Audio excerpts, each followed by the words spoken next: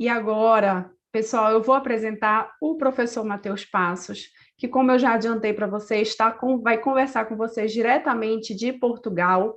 Ele que é sócio fundador da DataUX, DPO da L'Oréal Portugal, professor convidado da Faculdade de Direito da Universidade Nova de Lisboa, doutorando em Direito pela Universidade de Lisboa na área de Direito Constitucional e Eleitoral, doutorando em Direito pela Universidade Nova Lisboa, na área de Direito e Tecnologia, com foco em proteção de dados e inteligência artificial. Professor Matheus, a quem eu tenho muito carinho e admiração, acompanho nas redes sociais, já fiz cursos dele, já participei aí de lives, né? E eu sou realmente uma grande admiradora do seu trabalho. Seja muito bem-vindo a Belém do Pará, seja muito bem-vindo à nossa Universidade da Amazônia. Estamos todos aqui ávidos pelo seu conhecimento, né? Converse um pouquinho com a gente sobre a sua experiência aí em Portugal, no que tange a área de proteção de dados. Então, seja muito bem-vindo, professor, à nossa Universidade da Amazônia, ao nosso primeiro encontro de Direito e Tecnologia.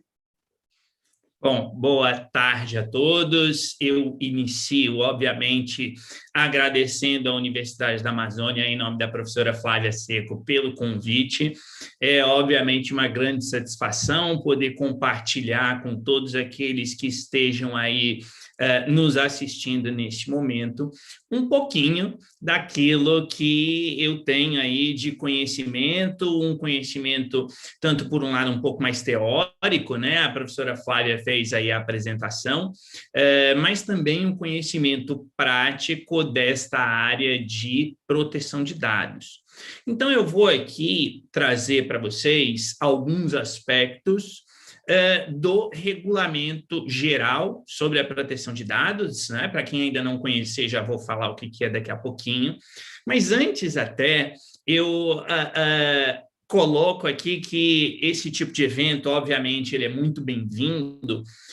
Ele é muito bem-vindo não apenas aí, e aqui é óbvio, né? Me perdoem até pela expressão, mas puxando um pouquinho a sardinha para o meu lado, como se diz, por ser na área de proteção de dados, um tema que, no caso brasileiro especificamente, talvez seja um pouquinho mais recente, mas, na verdade, já é um tema aí que existe há um certo tempo, mas também parabenizo aqui pelo próprio título, pelo próprio evento ser na área de Direito e Tecnologia. Essa junção, eu acredito que seja uma junção bastante relevante, e eu já explico aí para vocês o porquê que eu considero essa junção aí bastante relevante.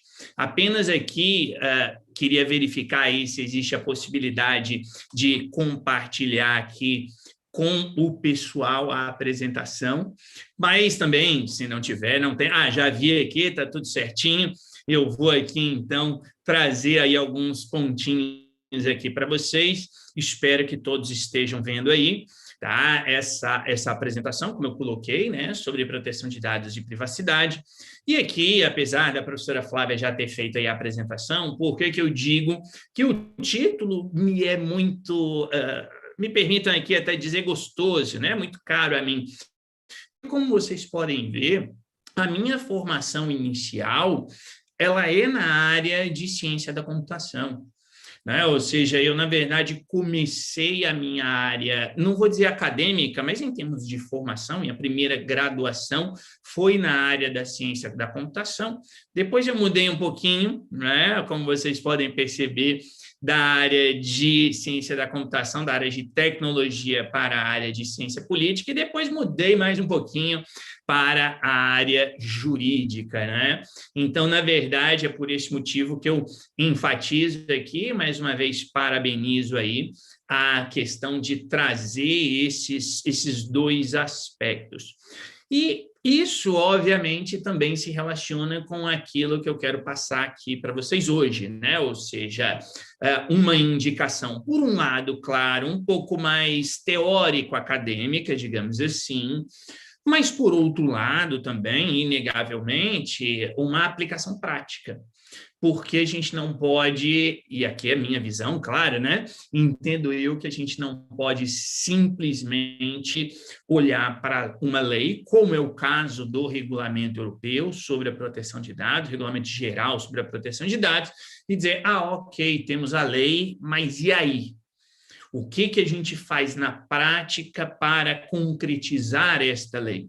E, de novo, pego aqui o gancho no título, me perdoem aí se eu estiver sendo um pouquinho repetitivo no título do evento, porque a concretização do Regulamento Geral sobre a Proteção de Dados, assim como a concretização da LGPD, a Lei Geral de Proteção de Dados, no caso brasileiro, é algo que não é só jurídico, não depende só do direito. A gente pode até partir do direito, e vejam que eu falo aqui como uma pessoa que se considera da área jurídica.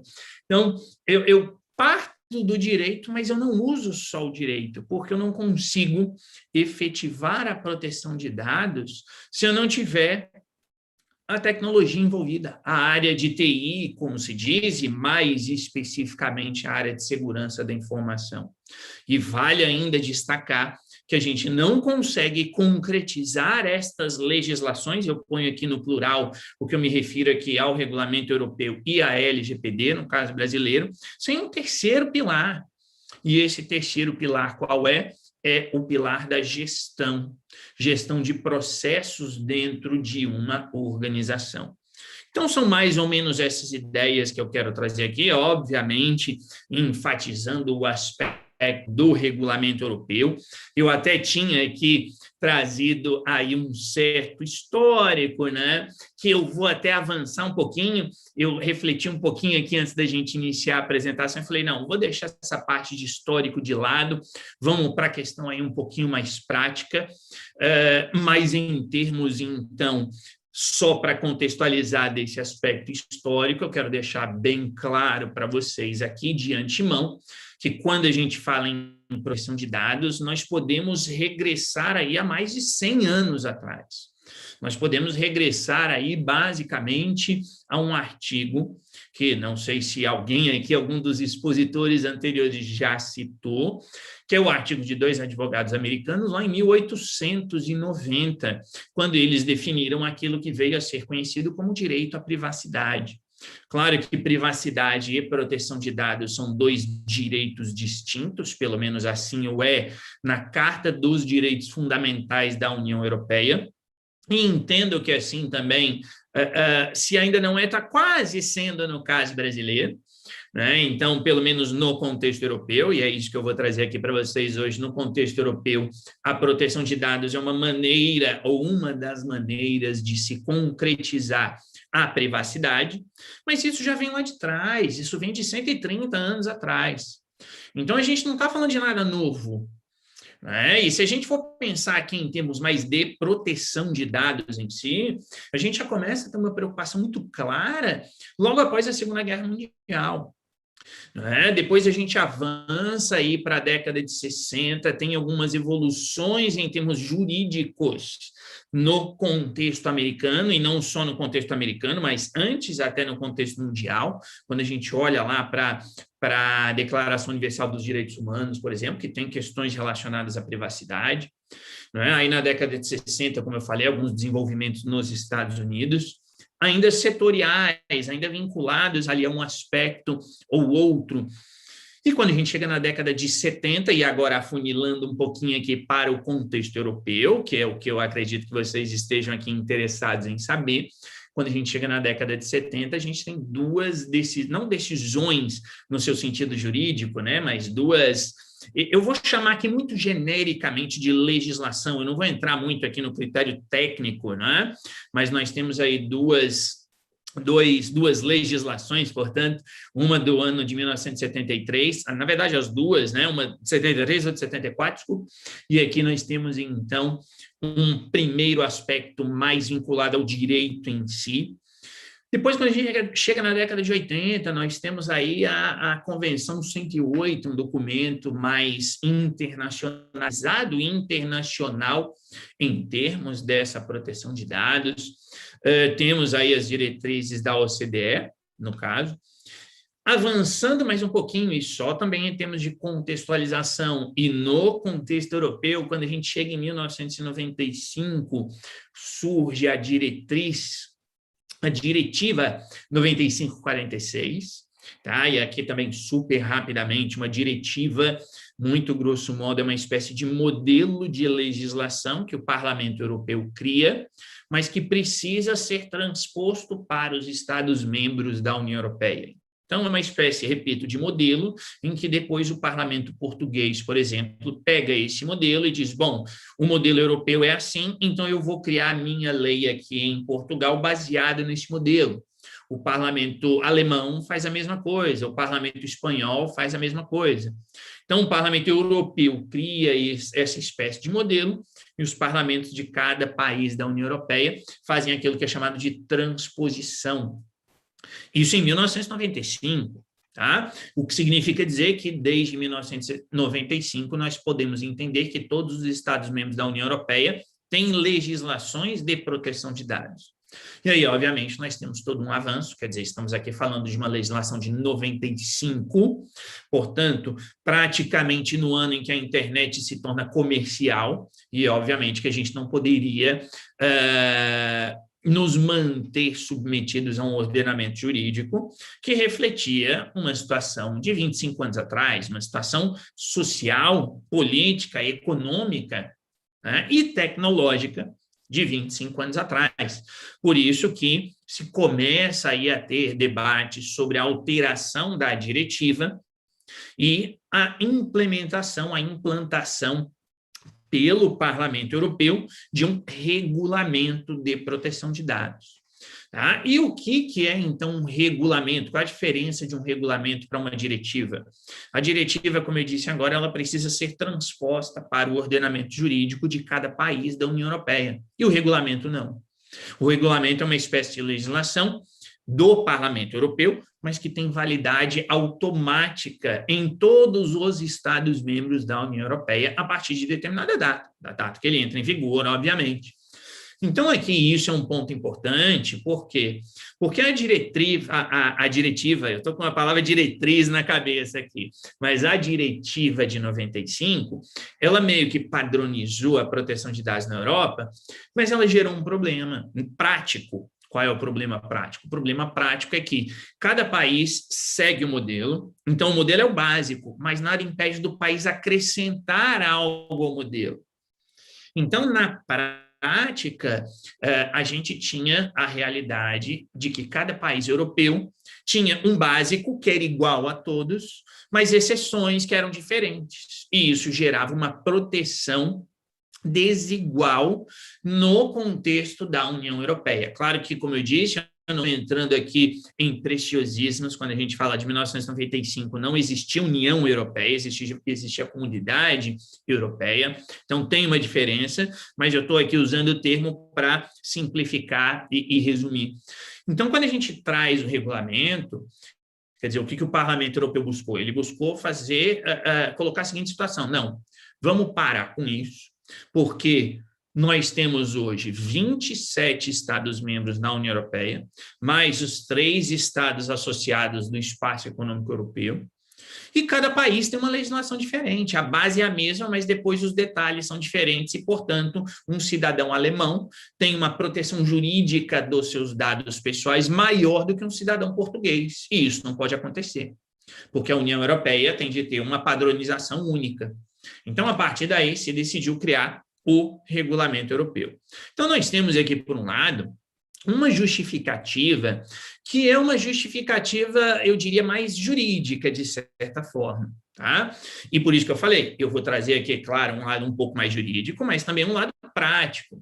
Né? Então, nós temos uma justificativa aqui claramente jurídica de nivelar por cima a proteção de um direito fundamental à proteção de dados pessoais, que eu repito, está lá nos artigos, se não estou em erro, 7º e 8º da Carta dos Direitos Fundamentais da União Europeia, que é o direito à privacidade e o direito à proteção de dados, respectivamente. Então, é um direito fundamental, esse direito fundamental precisa, portanto, como todos os direitos fundamentais, ser protegido na máxima extensão possível, porque eles fazem parte, são componentes da própria ideia de cidadão, e, portanto, vamos, então, implementar esse regulamento europeu. E aqui, portanto, aqui eu até avanço, né? Temos aqui, então, em 2018, a entrada em vigor. Ele foi aí sancionado, não é bem sancionado, né? Mas foi aprovado, então, pelo Parlamento Europeu em 2016, entrou em vigor em 2018. Então, até aqui nós temos uma visão um pouco mais, como eu disse, jurídica. Agora, nós temos uma situação prática muito clara. E uma situação prática, que aqui eu trago pouquíssimos exemplos, e são exemplos do ano passado, de 2020, tá? Mas a gente não precisa olhar para 2020. Tenho a certeza absoluta de que todos vocês, obviamente, têm ouvido cada vez mais notícias semelhantes a essa daqui. Ou seja, notícias que deixam explícito que as organizações não vêm tratando muito bem seus dados pessoais. Então, percebam que nós temos aqui os dois lados da mesma moeda. Por um lado, nós temos o quê? Por um lado, nós temos a proteção de um direito fundamental, e, por outro lado, nós temos aquela atuação da organização, e quando eu digo organização, eu não estou falando só do ente privado, isso vale para a esfera pública também, pessoa jurídica de direito público, tá? Então, nós temos aqui a necessidade de proteger. E por quê? Porque a partir do momento em que nós temos uma exposição de dados pessoais, tá? Eu não entro nem no mérito da infração à lei, óbvio, mas eu estou olhando aqui sob uma perspectiva do direito fundamental do cidadão. Então, quando eu tenho um e-mail meu exposto na internet, eu estou tendo uma infração à proteção deste dado pessoal, porque o e-mail é um dado pessoal, mas eu também estou tendo, eventualmente, uma infração a um direito à privacidade. Porque, de repente, como o meu e-mail agora está público, porque houve um vazamento de dados pessoais, o que acontece? Eu estou recebendo spam no meu e-mail. E isso é uma invasão, isso é um incômodo, isso é um dissabor que as pessoas têm. E aqui eu estou dando um exemplo super simples, tá? Super simples. Eu estou dando um exemplo super simples de você receber um e-mail indesejado, em que, na pior das hipóteses, você clica lá no botãozinho marcar como spam e você não recebe mais. Só que a gente não está falando só disso. Quando a gente fala em termos de proteção de dados pessoais, a gente está falando, por exemplo, e vou dar um exemplo super simples, da capacidade que um supermercado tem de descobrir o que você gosta, em primeiro lugar, quantas pessoas tem na sua família, se você está doente ou não, se você tem um animal de estimação ou não, e como que um supermercado sabe disso? Ele sabe disso olhando para a sua conta. Você vai lá fazer compra no supermercado, e, com base naquilo dali, o supermercado tem o seu perfil. E isso é a falta de proteção de dados pessoais se o supermercado olhar para a conta. E pior ainda é se esse supermercado começar a fazer o quê? Armazenar o seu histórico de compras e, de repente, começar a perceber, olha, o João ali, ele de 3 em 3 meses compra o produto X. Então, eu sei que daqui 3 meses o João vai no supermercado, e aí, de repente, eu tenho um e-mail dele, e eu envio um e-mail para ele dizendo, João, olha, produto X, quase dizendo, compra esse que você sempre compra, mas tem aqui também outro produto. E vejam que eu não estou aqui dizendo se isso é bom ou ruim para o João, porque, de repente, o João quer comprar o produto e ele fica interessado no outro. O problema é que não é esse. O problema é que, como os dados pessoais são dos titulares, e por isso que a gente fala que é o titular, ou seja, eu como cidadão, eu sou o titular desse dado pessoal, é por isso que deve existir, então, esta proteção, para evitar que empresas, organizações, como eu disse, de maneira geral, façam o que bem entenderem com esses dados pessoais. Tá? Por esse motivo, nós temos aqui esse mapinha da legislação. Isso não é uma questão europeia, isso não é uma questão do Brasil agora com a LGPD, isso é uma questão praticamente mundial. Então, isso é um mapa que eu tirei hoje, atualizei hoje pela manhã, tá? Ou seja, é um mapa que demonstra aí que a maioria absoluta dos países do mundo tem legislações de proteção de dados. Claro que algumas são mais rígidas, outras são medianas, outras são mais fracas, mas o ponto é que os países têm legislações de proteção de dados, tá? E aí a gente entra aqui no regulamento europeu. Eu trago aqui a tradução para o português. O português é uma língua oficial da União Europeia, portanto, uso a sigla, né, RGPD. Geralmente no Brasil se fala mais na sigla GDPR, muitas vezes, tá?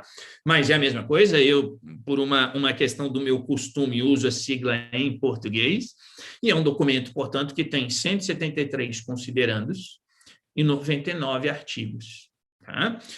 Só para deixar muito claro, os artigos, todos vocês sabem, e obviamente que esses artigos subdivididos, claro, em parágrafos, em alíneas, em números e por aí vai, mas os considerandos, e isso é algo que às vezes difere um pouquinho da estrutura legislativa do Brasil, os considerandos, eles dizem respeito à espécie de uma interpretação prévia do próprio legislador. Então, o considerando é como se fosse assim, o legislador dizendo, olha, lá naquele artigo tal, quando está escrito tal coisa, a gente quer dizer isso. Não é com essas palavras, é claro, lógico que não. Mas a ideia é essa. Então, existe um considerando, por exemplo, que vai dizer assim, olha, a base legal legítimo interesse, e para quem não souber o que é base legal, vou entrar nesse mérito daqui a pouquinho, fiquem tranquilos. Mas tem um considerando que diz assim, a base legal do legítimo interesse pode ser utilizada para marketing direto. Propaganda, e-mail que você recebe na sua caixa de entrada.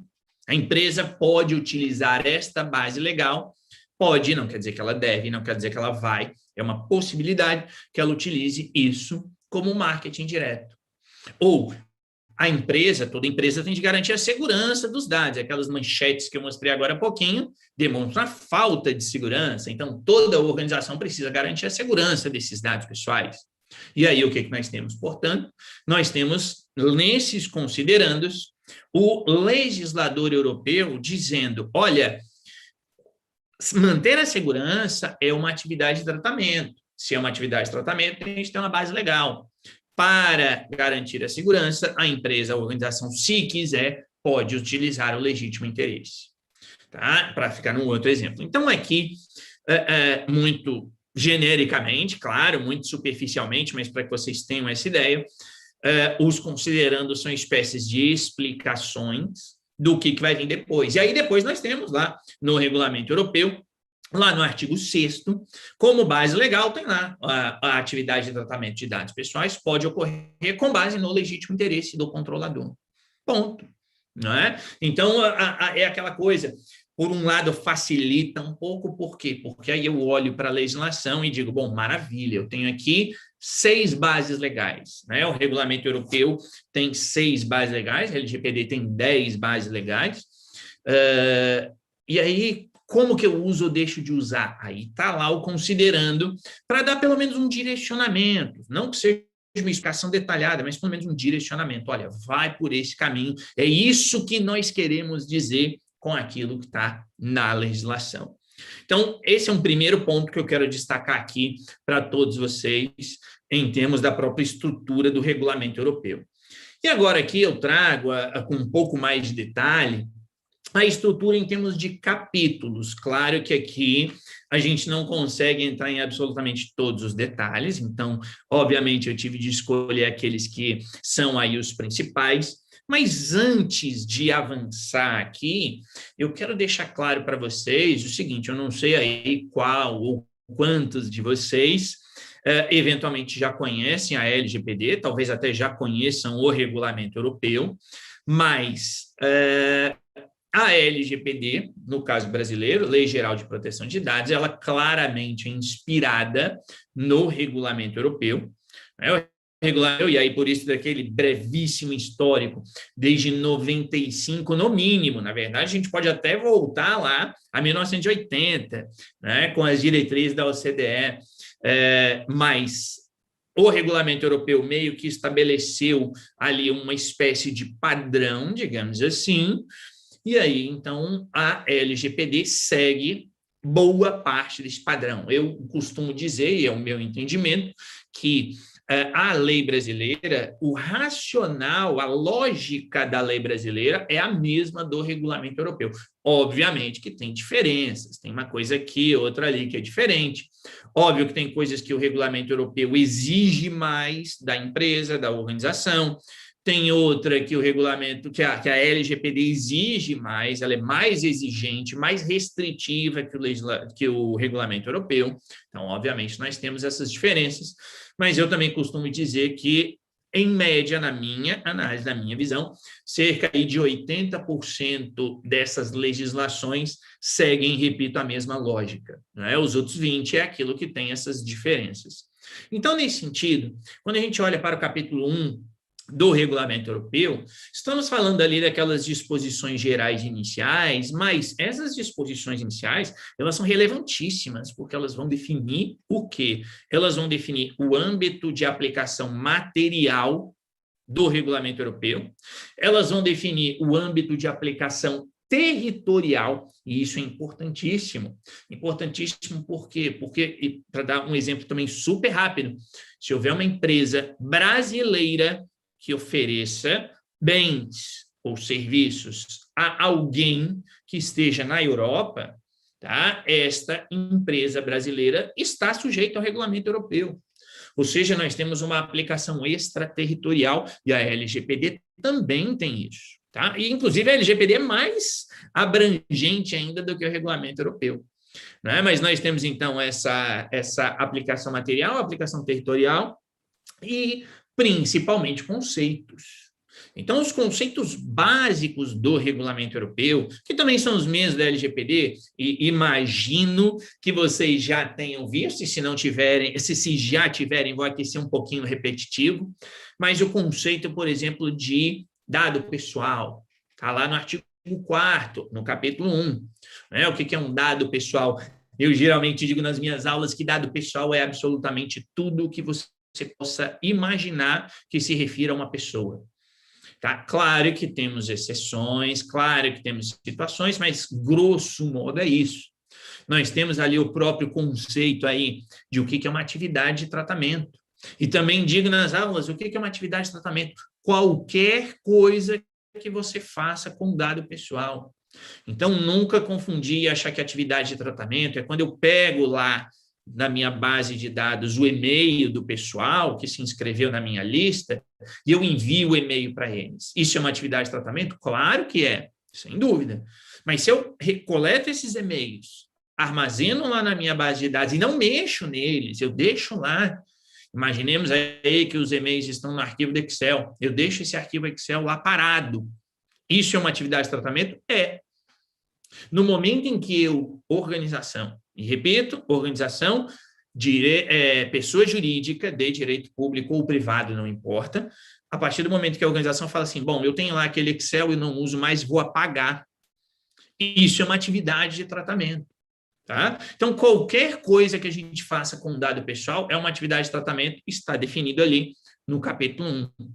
E ainda, claro, os conceitos aí de controlador e operador, né? Ou seja, super sinteticamente, nós temos então que o controlador é aquela entidade que define o que vai ser feito com o dado pessoal, toma decisão, e o operador é aquela outra entidade que executa aquilo que o controlador quer.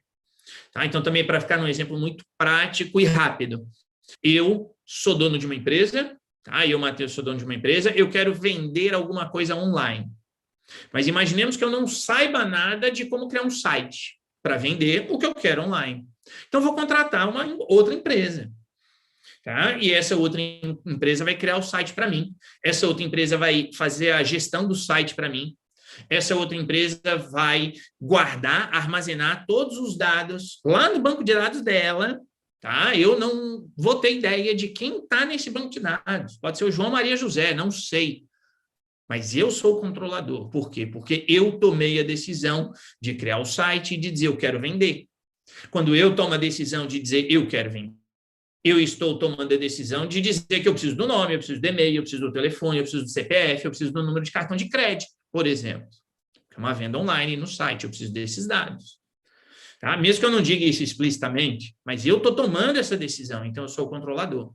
E a outra que criou o site para mim, que envia os e-mails para mim, que entra em contato lá na hora que o comprador fala, tem uma reclamação, não sei o quê, vai lá para a caixa de e-mail dele, ele é meu operador. Então, esses conceitos todos estão aqui no capítulo 1. Depois a gente vai para o capítulo 2, que é chamado de princípios, mas, na verdade, traz os princípios, claro, mas traz também as bases legais. Eu citei agora há pouquinho. Então, também não vou aqui entrar no mérito de princípios e regras, aquela distinção mais teórica, né? E vamos entender, obviamente, que tudo é uma norma e se é uma norma tem que ser cumprida, grosso modo, tá? Mas o regulamento europeu traz aí, então, os seus 7 princípios, tá? Então, nós temos ali 7 princípios que devem ser cumpridos pelas organizações, e aqui eu trago como exemplo apenas um deles, tá? O princípio da minimização dos dados. O que é isso? Eu, empresa, eu, organização, devo coletar o menor número possível de dados para que eu possa atingir a minha finalidade. Então, eu também costumo dar como exemplo. Eu criei lá o meu site, né, da minha venda, como eu falei agora no exemplo. No meu site vai ter um formulário para as pessoas se inscreverem na minha lista. Porque eu quero enviar e-mails para o pessoal ficar de olho no que eu estou vendendo, óbvio. Tá? Para eu criar uma lista de e-mails, que dado eu preciso da pessoa que visita o meu site? Eu preciso do e-mail. Eu não preciso de CPF para enviar um e-mail. Eu não preciso de número de telefone para enviar e-mail. Eu não preciso de nome do pai e da mãe para enviar e-mail. Eu preciso do e-mail. E aqui eu vou dizer que eu preciso do nome, porque eu quero criar aquele e-mail bonitinho, dizendo, olá, João, olha aqui, ó, as novidades da semana. Então, eu preciso desses 2 dados. Eu preciso do nome e do e-mail da pessoa.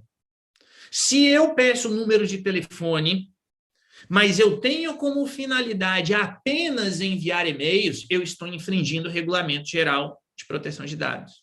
E a lógica é a mesma no Brasil, com a LGPD. Com outros nomes, mas isso é um princípio.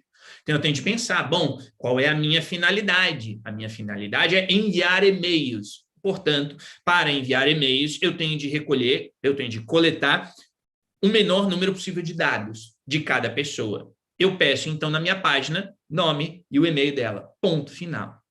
Tá? Então, esse é um exemplo de um dos princípios, mas temos aí também, aqui nesse capítulo 2, as bases legais, né? E aqui temos também aí uma pequena diferença.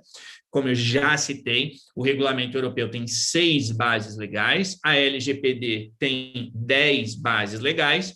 E o que é uma base legal? Basicamente, a base legal, inclusive base legal, é uma expressão corriqueira, porque formalmente, juridicamente, o que nós temos é uma hipótese para o tratamento dos dados pessoais.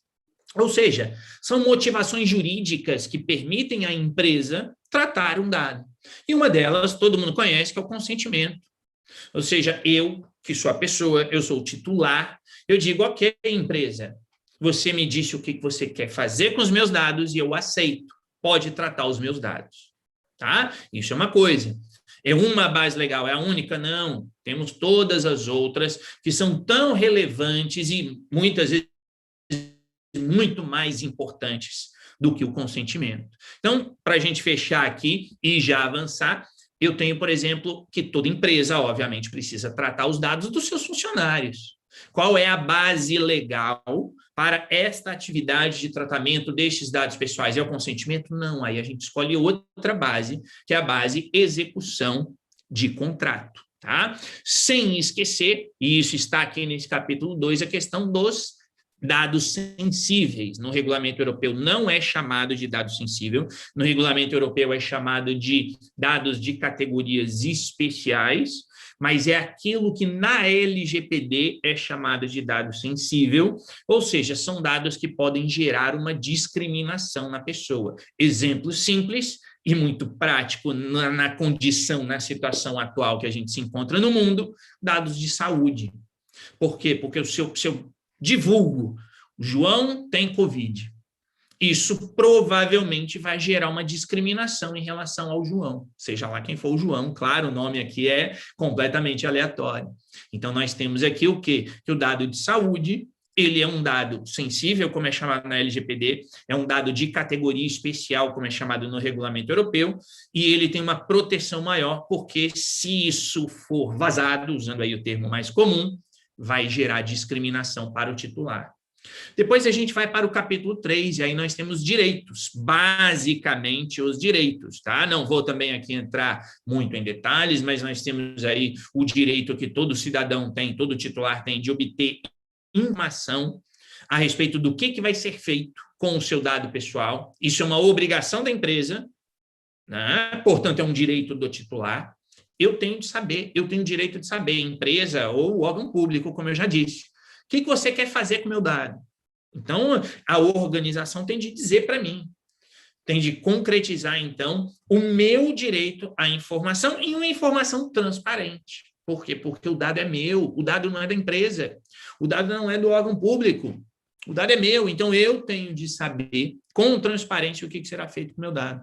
E temos outros direitos, o direito de acesso aos dados, o direito de portabilidade, o direito ao apagamento, o direito à retificação, o direito de oposição, né, ao marketing, por exemplo, e o direito de pedir o questionamento de decisões tomadas por meios automatizados.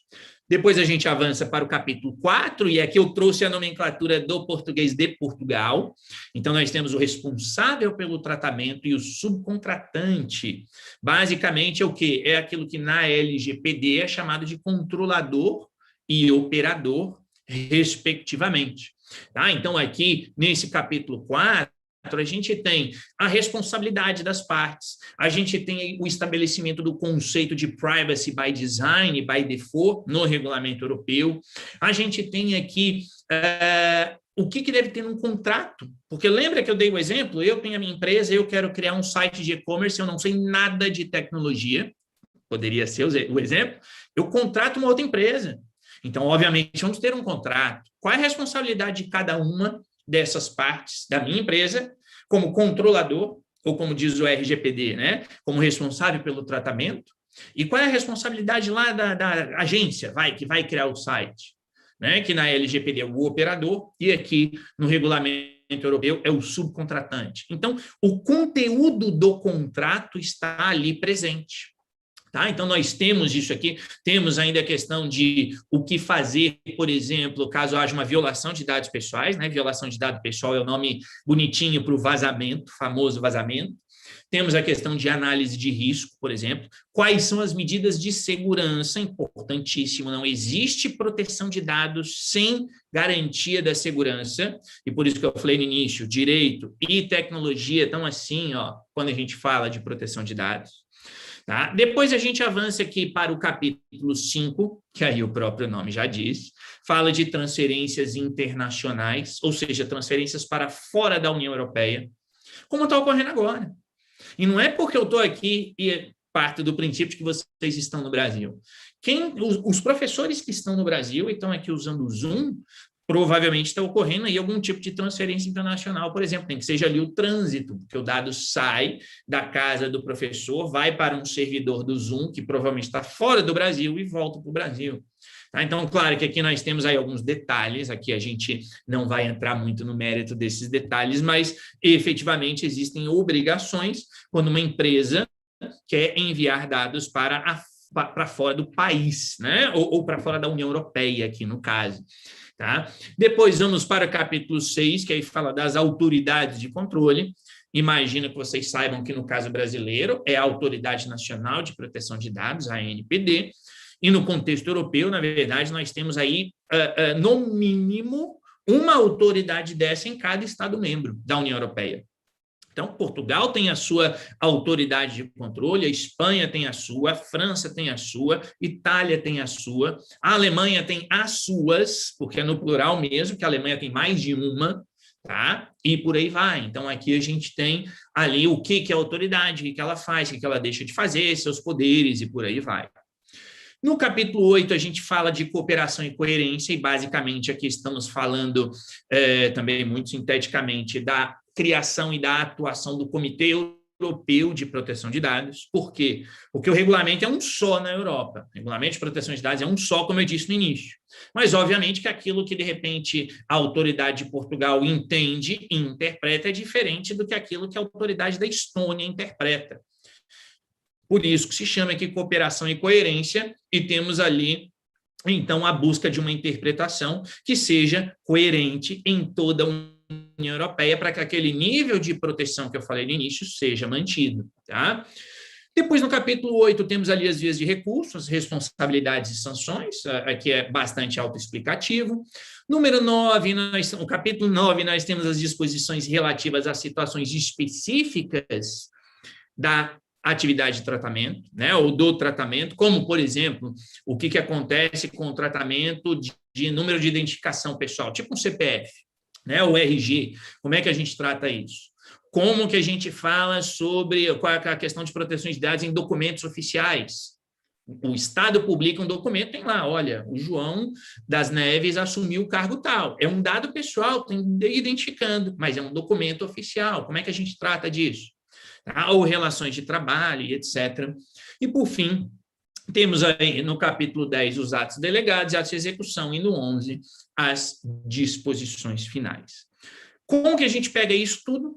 Isso tudo, e aí eu já vou aqui encaminhando agora para o finzinho, isso tudo a gente vai colocar em prática por meio daquilo que é chamado de um programa de privacidade. Tá? E aqui eu não vou aí avançar com muita ênfase e explicando muito em detalhes, mas basicamente esse programa de privacidade é uma estrutura interna que as empresas têm de ter para colocar todas essas exigências em prática. Senão a empresa não consegue cumprir com a lei. Tá? Então, é necessário ter esta definição e esse programa de privacidade, tá? Ele vai ter aqui uma série de etapas nessa sequência, geralmente, em que a empresa vai ali tomar ações internas para quê? Para verificar se o que ela está fazendo está cumprindo a lei. Por isso que eu falei no início, aqui nós estamos falando de uma lei, Regulamento Geral sobre a Proteção de Dados? Sim, é uma legislação, deve ser cumprida, sim. Como? Só olhando para a legislação? De jeito algum.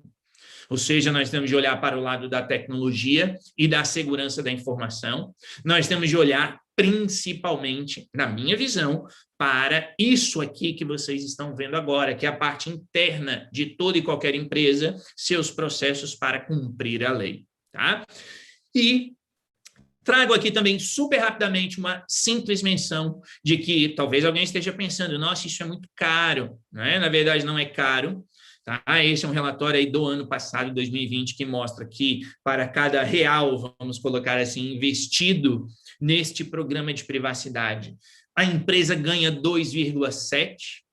Tá? Então, toda esse programa de privacidade que corresponde, então, à concretização da lei dentro da empresa para ela proteger os dados dos seus consumidores, dos seus clientes, colaboradores e por aí vai, ela, óbvio, vai gastar no início, mas esse gasto não é gasto, esse gasto é investimento porque ele traz retorno. E se não cumprir? E se não fizer? Ou se houver falhas? Aí nós temos essa situação super ilustrativa, mas é a situação do contexto europeu. Vocês podem ver ali na primeira opção, no primeiro ponto, que a empresa que escolhe uma base legal errada, eu falei agora há pouco das bases legais, ela pode sofrer uma sanção. E é o motivo de multa maior que existe em termos financeiros. Em segundo lugar, se a empresa não garantir a segurança, e por isso que eu enfatizei agora, é o lado jurídico? É, mas aqui nós temos o lado da segurança da informação, um lado um pouco mais técnico. Se não garantir, leva a multa do mesmo jeito, está aqui em segundo lugar. Tá? Se infringir um princípio, lembra o exemplo que eu falei? Eu quero criar uma lista de e-mails, é o nome e e-mail, nada mais. Se eu pedir o telefone, eu estou infringindo o regulamento. É o terceiro motivo de multas. Tá? E isso não é, obviamente, aqui é o geral, e em cima eu trago ali para todas as áreas. Vocês podem ver que não há aqui uma área melhor ou pior, todas as áreas podem ter falhas. E para a gente finalizar, então, 2 comentários super rápidos. Aqui os pontos comuns, né? Ou seja, fazendo aí essa ponte entre o regulamento europeu e a LGPD. Então, a gente tem aqui que, basicamente, os critérios são os mesmos, tá? E, por fim, o mais importante que a gente precisa se lembrar, o quê? O centro da proteção de dados são os titulares.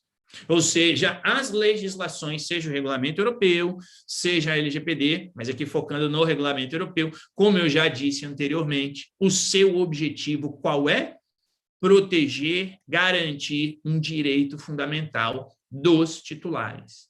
Se não houver este enfoque, ou seja, o enfoque em proteger o direito fundamental dos titulares, de cada um de nós, porque o titular é o outro, eu sou titular de dados pessoais, cada um de vocês que está me assistindo é um titular de dados pessoais.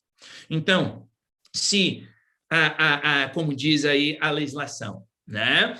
A empresa privada ou órgão público, né? Pessoa jurídica, direito público ou privado, não proteger os dados pessoais, o problema não é só para ela. O problema principal é para cada um de nós, como cidadãos, porque estamos tendo um direito fundamental infringido. Com isso, eu termino, tá? Agradeço, deixo aqui mais uma vez aí alguns contatos, né? Quem tiver interesse aí, fique à vontade.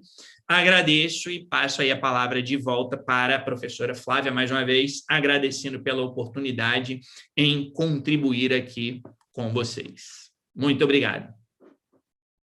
Eu que agradeço, professor Matheus, pela oportunidade, né, da sua presença aqui conosco, brilhante apresentação. Eu que sou mestranda em Direitos Fundamentais, né, trazer essa análise dos direitos fundamentais é sempre muito fantástico, né? Eu gosto muito dessa parte. Eu tenho algumas perguntinhas aqui e a gente vai fazer um pequeno debate.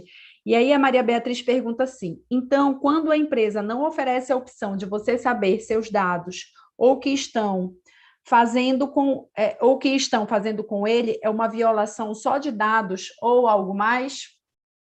Sim, é uma violação aí, claramente. Deixa eu só tirar aqui a apresentação, já encerrei, mas sim, quer dizer, quando a empresa, qualquer empresa, quando ela não faz essa indicação, ela está infringindo a legislação de proteção de dados. E aí aqui o raciocínio é o mesmo tanto para o regulamento europeu quanto para a LGPD. Quer dizer, o regulamento europeu, nesse ponto, ele é um pouco mais exigente, ele traz explicitamente mais itens que devem ser repassados aos titulares, ou seja, a cada um de nós, mas a LGPD segue o mesmo raciocínio a partir do momento em que, vamos imaginar, você entra num site e tem lá, inscreva-se, né? E o campo, todos nós sabemos que o inscreva-se é para colocar o e-mail e você vai se inscrever numa lista, ok. Isso é o comum nosso, vamos colocar assim, mas a empresa precisa criar aquilo que se chama de um aviso de privacidade, uma pequena notinha em que ela vai dizer, olha, ela pode estar dizendo óbvio, né? O óbvio é o quê? Olha, eu quero o seu e-mail, eu vou usar o seu e-mail para te enviar e-mail lá toda semana, eu vou enviar sobre os produtos XYZ e você tem o direito a sair da lista no momento que você quiser, clicando lá no unsubscribe, né? No desinscrever-se lá no rodapé de todos os e-mails. Quer dizer, é aquilo que todos nós, instintivamente, pela nossa prática, a gente já sabe, mas é uma obrigação da empresa. E claro que aqui eu estou trazendo alguns itens, não estou trazendo todos, mas sim, a partir do momento em que as empresas não trazem estas informações básicas aos titulares, elas estão, então, infringindo a legislação. O que não quer dizer, tá, que uma falha como essa, por exemplo, leve automaticamente a uma multa, e as multas das mais elevadas. Quer dizer, óbvio que eu não entrei aqui nos detalhes, mas aproveitando, óbvio, a oportunidade da pergunta, o regulamento europeu, por exemplo, fala que em termos de multa financeira, né, vamos colocar assim, a pecuniária, a sanção pecuniária, você tem ali que o valor pode ser de até 10 milhões de euros, ou 2% do faturamento anual global da empresa, ou 20 milhões de euros. Tá? Então, nós temos, quando a infração é em alguns pontos que são mais gravosos para o titular. Isso não quer dizer que uma autoridade de controle, como eu disse, né, autoridade fiscalizadora, supervisora, ela vai entrar lá no site da empresa e vai dizer, está faltando aqui o aviso de privacidade, toma ali uma multa de 10 milhões de euros. Claro que não é assim. E nem é assim na LGPD também, quer dizer, é uma sequência, né? É analisada toda a gravidade da infração, qual é o impacto daquilo para o titular. Tá? Então, óbvio que também nós temos todo um processo aqui administrativo, mas, sim, a empresa que não tem esse aviso, ela está, em princípio, infringindo a legislação, podendo sofrer sanções. Inclusive, aquilo que eu geralmente chamo, para tentar usar um linguajar um pouco mais simples, um puxão de orelha. A autoridade, ela pode, no contexto europeu, ela pode chegar para a empresa e dar um o que é o puxão de orelha, né? É uma advertência. Na verdade, você tem advertência, reprimenda, e só depois é que você começa a ir para as multas. Né? Então, tem toda uma sequência. Claro, é a primeira vez, é a segunda ou é a 10ª vez que a empresa está fazendo aquele mesmo erro. Então, tudo isso é levado em consideração.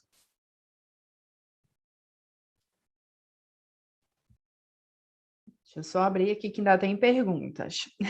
É uma pergunta que é muito interessante para a gente ver como está o cenário europeu na realidade, né? Como você é DPO de uma grande empresa, né? De uma multinacional, que é a L'Oréal, mas a nossa realidade aqui no Brasil é que nós temos aí muitas pequenas e médias empresas, em especial pequenas empresas, né? Então, se falou aqui, o Jean está perguntando assim, falou-se de custo, como fica a implementação destas regras para as pequenas empresas? Como pode se adequar, no caso aqui, a LGPD, e como está sendo essa experiência aí em Portugal?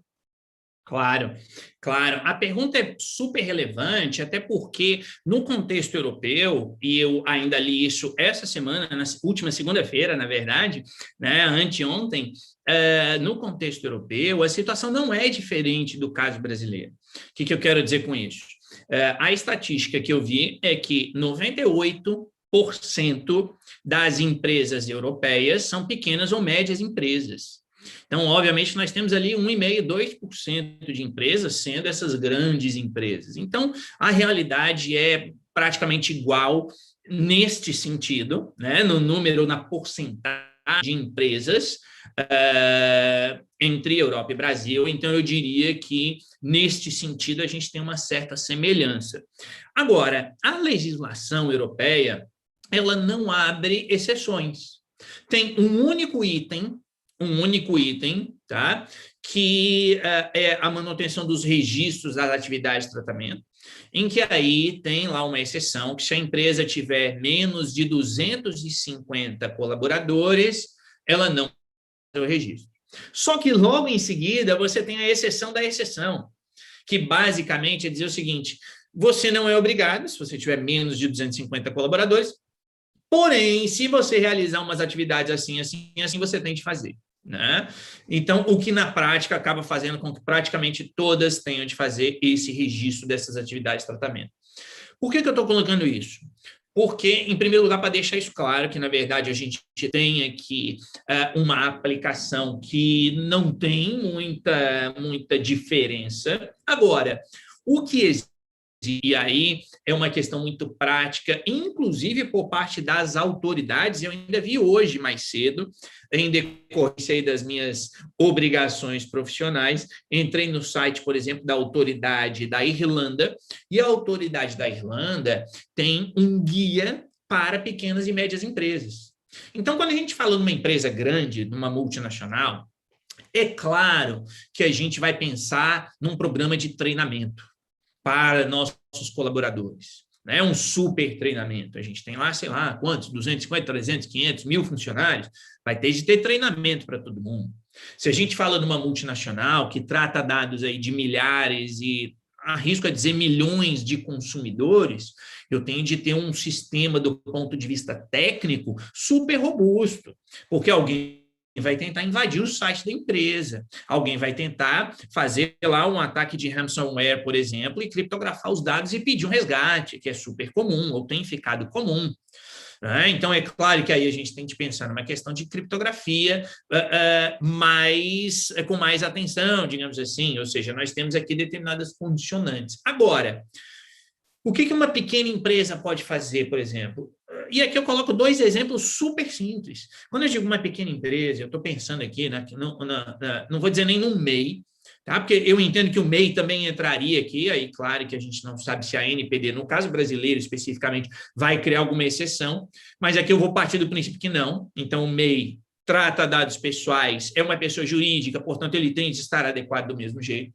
Mas vamos pensar no MEI, numa microempresa que tem 2, 3, 5 pessoas.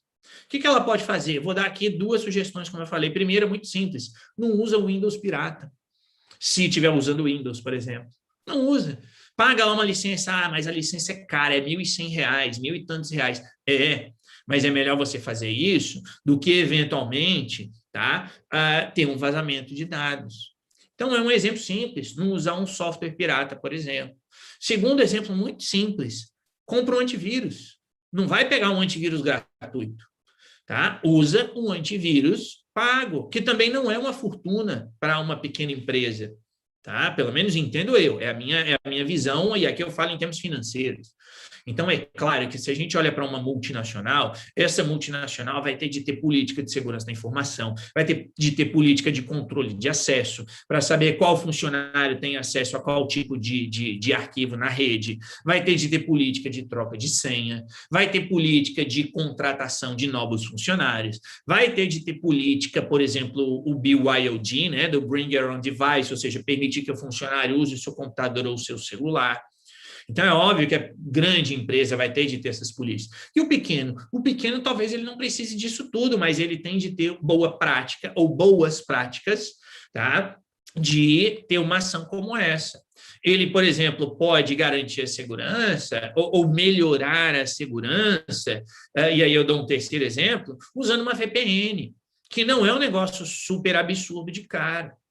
Tá? Ou seja, é uma solução que você paga aí o equivalente a R$10 por mês e você consegue ter acesso criptografado e garantir um nível maior de proteção.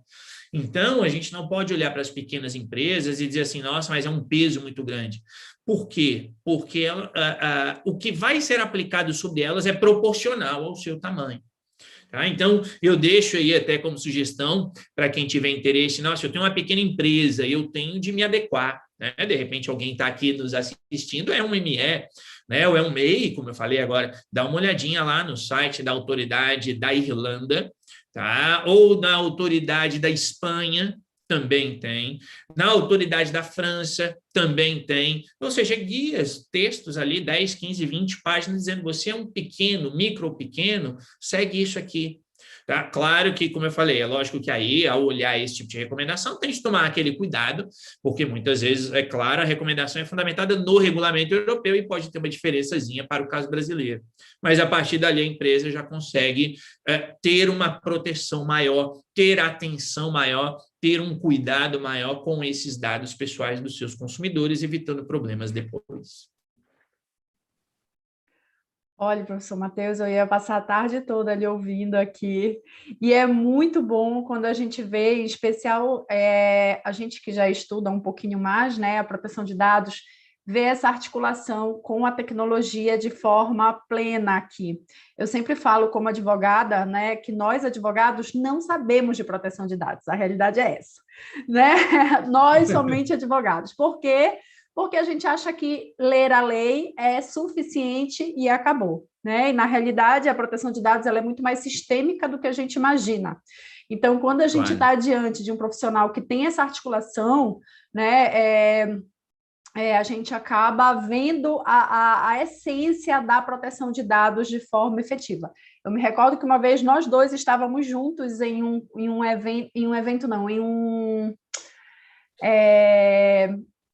um curso que a gente estava fazendo de um determinado local, e aí uma das perguntas era sobre a questão dos agentes de tratamento, né? Uhum. E aí era uma polêmica, a gente ainda estava ali no início da Guideline 7, tudo, né?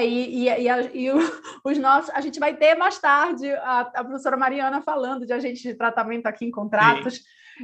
Mas eu queria trazer esse fato que me ficou muito marcado, assim, porque para a gente trazer essa diferença aqui, né, europeia para a brasileira, porque a gente copiou efetivamente a GDPR, mas esqueceu de copiar os pensamentos efetivos, aquilo que está por trás da lei, né? Por isso que eu falo que é muito mais do que uma lei.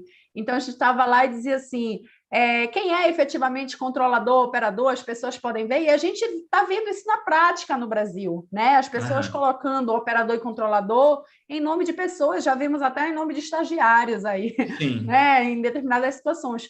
E é isso que é muito bacana, e eu lembro que na época a gente até falou isso, ó, aí você veio dizendo, olha, mas aqui na Europa isso já é pacificado.